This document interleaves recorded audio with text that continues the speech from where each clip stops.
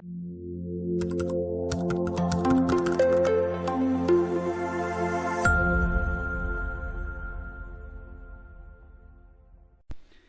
this video, we're going to start filling in a lot of the missing pieces about the list data structure in Python. Now, most commonly, lists are used to store homogeneous data. That means all data of the same type. So for example, here we're creating a list called C, and we've got a bunch of whole number values. All of those are considered to be integers in Python. Now, there's no requirement in Python that all of the elements must be of the same type, so it is okay to store heterogeneous data in a list if you'd like. So for instance, I could have a combination of strings and integers and floating point numbers and any other type that you might be able to think of as well. Now, of course, once we define a list, which again is done with a set of square brackets in Python, we can evaluate that list to see what its contents look like in a string-based representation. So this is the output format for a list that's built into Python itself. Now, one of the new things that we want to take a look at in this video is accessing individual list elements directly. So first, I just want to show a diagram of the list that we just created. As in most C-based programming languages, indexing or accessing of the individual elements within a list is done from index number 0. So the value 45, or minus 45, excuse me, is at index position 0 within the list C, and this is the actual syntax that you would use to name the location in memory where minus 45 is stored, so that you can get that value and use it, or so that you can assign a new value to that element of the list if you would like. So you can see here the names of the 5 elements of the list that we just created are C sub 0 through C sub 4. So with that said, let's go back over to our interactive IPython session, and let's just display the values of a couple of the elements in our list. So C sub 0 is indeed minus 45, and C sub 4 is indeed 1543, the last element of the list. Now, we talked previously about the fact that lists know their own length. So let's go ahead and check the length of the list C, and we can see that indeed it has 5 elements, and you can confirm that by counting the elements back in the original list up above.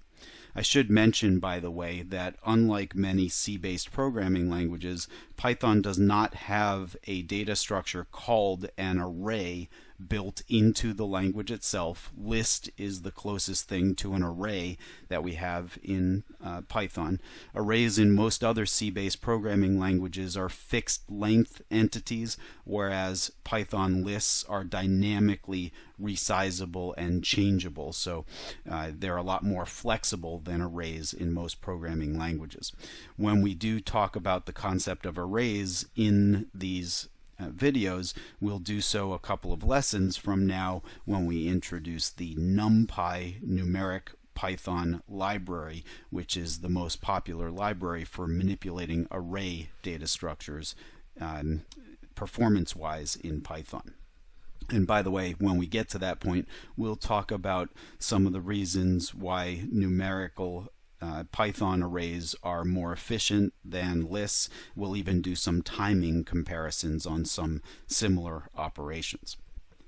Now, one of the things that's really interesting about lists in Python versus arrays in some other programming languages is the fact that in addition to positive index numbers, which by the way must be integer values, you can also use negative index numbers to access the elements from the end of a list. So let's go ahead and take a look at a diagram that adds in the negative index names of the elements in our 5-element list called C. Now, as you can see here, C sub minus 1 actually represents the last element of the list. C sub minus 2 is the second to last element, minus 3 is the third to last element, all the way down to minus 5, which is actually the first element. So basically you can figure out the corresponding positive index by adding the list's length to the negative indices that you see here. So if I add 5 to minus 1, I get 4, which is the last element of the list. If I add 5 to minus 2, I get 3. If I add 5 to minus 3, I get 2, etc., all the way back to, if I add 5 to minus 5, I get C sub 0, which of course is the first element within the list. So with that said, let's switch back over to the interactive IPython session here, and let's try accessing a couple of elements using negative indices. So if I say C sub minus 1, that says I want the first element from the end of the list, and that first element from the end of the list is 1543. So indeed we do get 1543 there. And if I say C sub minus 5, we're saying we want to go backwards 5 elements from the end of the list. So if I go from the end of the list backwards, 1, 2, 3, 4, 5, I'm saying I want actually the first element of the list in that particular case. Now, the index values that you use must be either integer values or integer expressions. So for example, if I go and I define a variable a and I give it the value 1, and let's define another variable b and give it the value 2, I can write an expression like c sub a plus b, and of course a plus b will be evaluated first to give me the value 3, and going back and looking at our original list here, 0, 1, 2, 3, the element with the value 72 is what we'll be accessing when we evaluate that expression. Now, I've mentioned a couple of times that lists are mutable, meaning that you can change their contents. Well, one way to change the contents is to assign a new value to an existing element. So for instance, if I write an expression like c sub 4 gets the value 17, now when I display the contents of the list, I can see that 17 has replaced the old value 1543 in the last element of our list. So that's one way in which lists are mutable. We'll talk about dynamically modifying the size of a list in a few moments as well. Now, some of the sequences that you're going to wind up manipulating in Python are immutable, and we've actually already dealt with 2 different sequence types that are immutable in Python: strings and tuples. So let's talk about a string for just a moment here. Let's say we create a string and we give it the value hello. And by the way, all sequences can be accessed element by element using similar techniques to what we've shown you here for lists. So for example, I can go and say give me the character at position 0 in that string. In Python we don't have a separate character type, so what we actually get out of this is a string representing that one character within the string. So S sub 0 is the letter H. Now, like I said, strings are immutable, so if you attempt to place a new character into that position, let's say we wanted to replace the lowercase h with an uppercase h, what you're going to get as a result of that is an exception at runtime here. So in this case you see a type error.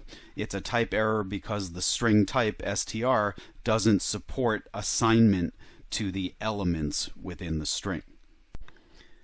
So previously we showed you that a list knows its own length and that we're able to calculate that length by passing the list to the built-in function named len in the Python language.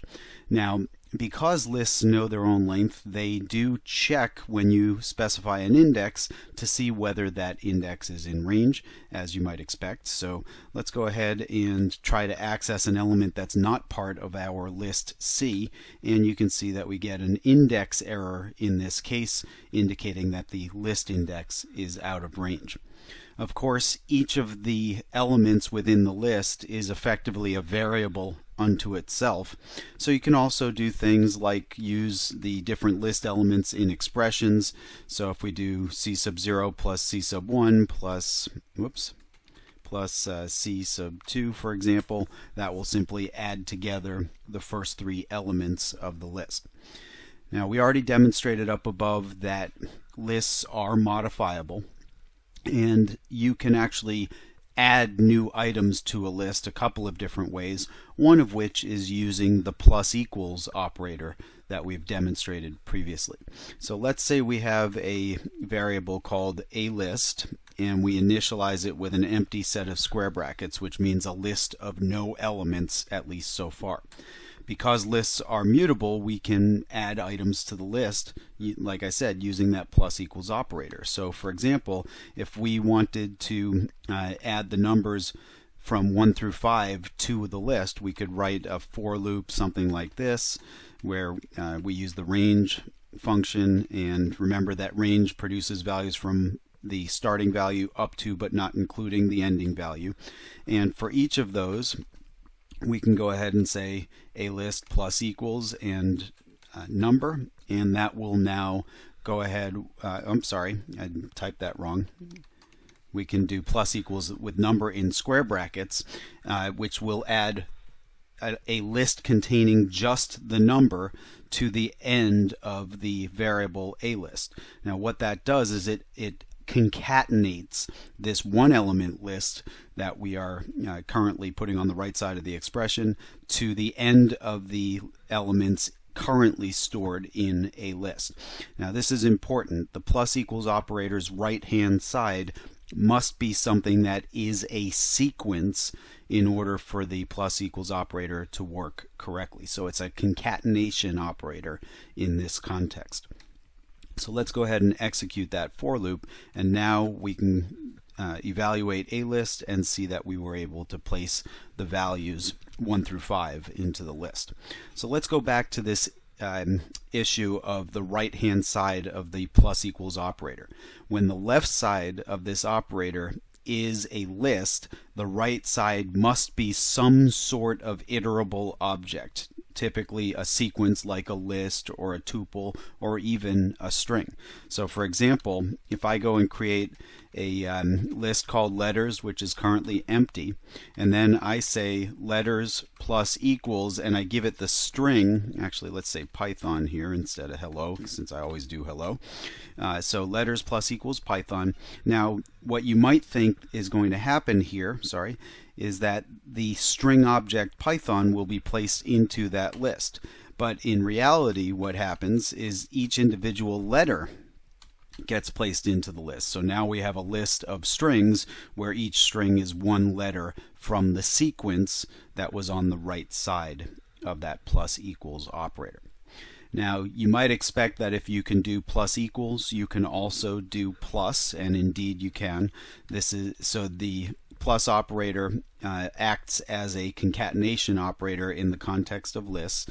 So let's say we have a list with 10, 20, and 30, and let's say we have another list, and we'll make this one 40 and 50, just for argument's sake. Now if I go and create a concatenated list, actually let's call it that, concatenated list, so we can say list 1 plus list 2. And if we then go and evaluate that, you can see that indeed the new list that was created contains all of the existing items. Now, because of the fact that we use the plus operator, neither list 1 nor list 2 got modified by snippet 26 here. If you're using the plus equals operator as we did way back up here, we saw that that really did modify the empty list to add elements to the list. Now we can also use the for statement along with the range function to access elements excuse me, of a list via their index numbers. So for instance, if I go ahead and write a for loop of this format, so we'll for I in range, and then we use the length function to say give us the length of the concatenated list. So let's talk about that before I continue. We already know that the len function is able to give us back the number of items in a list. The list we're talking about is concatenated list, which has 5 elements, so the result of this expression is 5. So for I in range 5 is really saying give me the integer values 0 through 4, which are the indices of the list right up above that we just created. So now that we have that, we can go and do something like a print statement. Let's use a format string in this case, and we'll display the index number followed by a colon, and in a second placeholder, let's go ahead and show the concatenated list element at position I within that list. So close off our string and close the parentheses. So now you can see the indices of the values and the actual value at each index. So that's the same old indexed access that we did several times up above. One other thing I want to show you in this video with respect to lists is that for convenience, you're able to compare the elements of multiple lists using the comparison operators that we showed you previously. So for example, if I go ahead and create a list, let's say that has 1, 2, and 3 in it, and let's create a second list that also has 1, 2, and 3 in it. Whoops, that's 1, 2, and 3, and let's create a third list this time that has an extra element in it, 1, 2, 3, 4. Alright, so we have a few lists that we can work with, and let's say we want to know whether a couple of these lists are equal to one another or not. So for instance, if I do A double equals B, I'm comparing the list object that A refers to with the list object that B refers to. The contents of these two lists are identical, and therefore we get true as a result. Now, the list A is a subset of the list C, so they're not equal because they don't have the same number of elements and they don't have the same exact contents within the lists themselves. So in this case, you can see that we get false. Now, interestingly, you can also use the less than or equal, greater than, and greater than or equal operators also. So for instance, if I say A less than C, this is going to be true because A is a subset of C. So indeed we get true in that case.